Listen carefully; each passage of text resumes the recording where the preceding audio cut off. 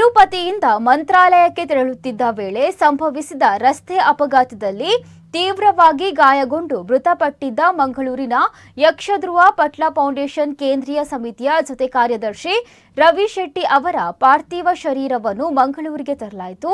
ಅಶೋಕನಗರದಲ್ಲಿರುವ ಅವರ ನಿವಾಸದಲ್ಲಿ ಪಾರ್ಥಿವ ಶರೀರವನ್ನು ಸಾರ್ವಜನಿಕರ ಅಂತಿಮ ದರ್ಶನಕ್ಕಾಗಿ ಇರಿಸಲಾಗಿತ್ತು. ಮೃತದೇಹವನ್ನು ಮನೆಗೆ ತರಲಾಗುತ್ತಿದ್ದಂತೆಯೇ ಕುಟುಂಬದವರ ಆಕ್ರಂದನ ಮುಗಿಲು ಮುಟ್ಟಿದೆ. ತಾಯಿ, ಪತ್ನಿ, ಮಕ್ಕಳು ಸೇರಿದಂತೆ ಕುಟುಂಬದ ಸದಸ್ಯರ ರೋದನ ಮನಕಲಕುತ್ತಿತ್ತು.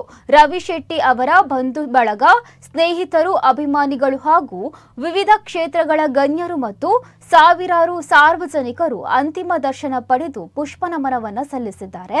ಈ ಸಂದರ್ಭದಲ್ಲಿ ರಾಜ್ಯ ಆಯೋಗ ಸಚಿವ ಹಾಗೂ ದಕ್ಷಿಣ ಕನ್ನಡ ಜಿಲ್ಲಾ ಉಸ್ತುವಾರಿ ಸಚಿವ ಯುಟಿ ಖಾದರ್ ಅವರು ನಿವಾಸಕ್ಕೆ ಭೇಟಿ ನೀಡಿ ರವಿ ಶೆಟ್ಟಿ ಅವರ ಪಾರ್ಥಿವ ಶರೀರಕ್ಕೆ ಅಂತಿಮ ನಮನ ಸಲ್ಲಿಸಿದ್ದು, ಬಳಿಕ ಕುಟುಂಬದ ಸದಸ್ಯರಿಗೆ ಸಾಂತ್ವನವನ್ನ ಹೇಳಿದ್ದಾರೆ.